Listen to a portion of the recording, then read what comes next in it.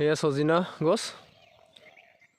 এই সজিনা এই local variety হয়। ইয়াত মোৰ ইয়াত হাইব্ৰিডো আছে, কিন্তু হাইব্ৰিডটো পুলটো পুলিয়ে থাকে, কিন্তু ইমান ষ্ট্ৰং নহয় পুলখিনি, কিয়নো হাইব্ৰিড বোলা বস্তুটো আমি নেচাৰেলি ইমান নহয় মানে, এইকাৰণে যিমান পাৰে আমি নেচাৰেল আমাৰ ইয়াত যিটো বস্তু হয় এইখিনি আমি সংৰক্ষণ কৰি আমি ৰুব লাগে, আৰু বা মাৰ্কেটিঙৰ কাৰণে আমি ব্যৱহাৰ কৰিব লাগে। 2 দিন দেৰি হয়, এইটো হাইব্ৰিড ভেৰাইটিটো অলপ আগতীয়াকৈ ওলায়, কিন্তু আমাৰ ইয়াত যথেষ্ট হাইব্ৰিড ভেৰাইটিটো পৰিচৰ্যা কৰিব লাগে, ফাংগাছ বা অন্যান্য যিটো পানী দিব লাগে। কিন্তু নেচাৰেল যিটো আমাৰ অৰ্গেনিক লোকেল বস্তুটো আমি একো ইউজ কৰিব নালাগে। ঢালবৰি ফুল ফুলিছে।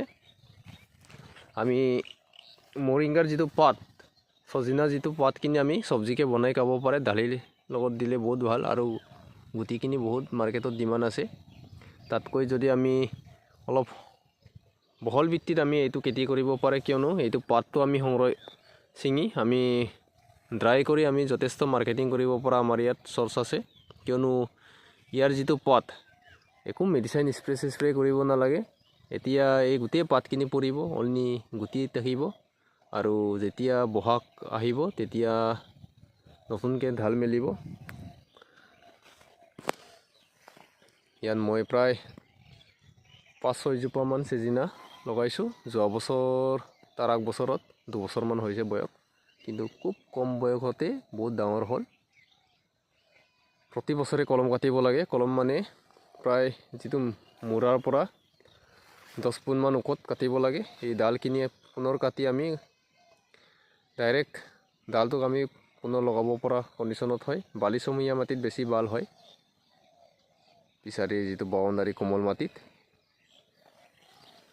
আৰু চব্জিৰ ভিতৰত যিটো হাইষ্ট যিটো গুণগত মান পোৱা যায় এইটো সজিনাতে পায় বুলি আমি গম পাইছোঁ। যেনেকৈ ফলৰ ভিতৰত হাইষ্ট গুণটো আমি আমলখি বা মধুৰিত পাওঁ, ঠিক তেনেকৈ চব্জিটো আমি সজিনাত বেছি পায় বুলি এনেই আমি পাইছোঁ। কিন্তু আমি এইকেইটা বৈজ্ঞানিক ভিত্তিত পোৱাৰ কাৰণে মানুহ এইকেইটা পাব্লিছ কৰে চাগে, কিন্তু নেচাৰেলি যিটো বস্তু আমি ইয়াত পাতখিনি চব্জি বনাই খাওঁ, আৰু গুটিখিনি খাই ভাল লাগে। মাৰ্কেটত বহুত হাই ডিমাণ্ড আছে।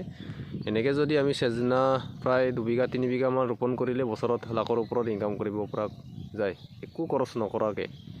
ভাবিছোঁ গোটেই পিছাৰি বাউণ্ডাৰী প্ৰায় গোটেই এলেকাত মই চেজিনা ৰোপণ কৰিম। এনেকৈ মোৰ পুৰণা পিছাৰি ঘৰত ধুনীয়াকৈ ডাঙৰ ডাঙৰ গছ ফুল ফুলি আছে, কিন্তু এইখিনি নতুন গছ। ইয়াত হাইব্ৰিড ভেৰাইটিও আছে 4-5 জোপা, কিন্তু হাইব্ৰিডখিনি ইমান আমাৰ ইয়াত যিটো ইমান বহুত মেহনত কৰিব লাগে, কিন্তু মই মেহনত কৰা নাই। এইটো বহুত কষ্ট, পানী দিব লাগে, স্প্ৰে কৰিব লাগে চাগে। হাইব্ৰিড ভেৰাইটিটো হ'ল ডাঙৰ হ'ল, গুটিৰ পৰা মই পচোৱা, কিন্তু আজিলৈকে গুটি লগা নাই। আমাৰ লোকেল ভেৰাইটিটো চবচে বেষ্ট বুলি মই ভাবোঁ।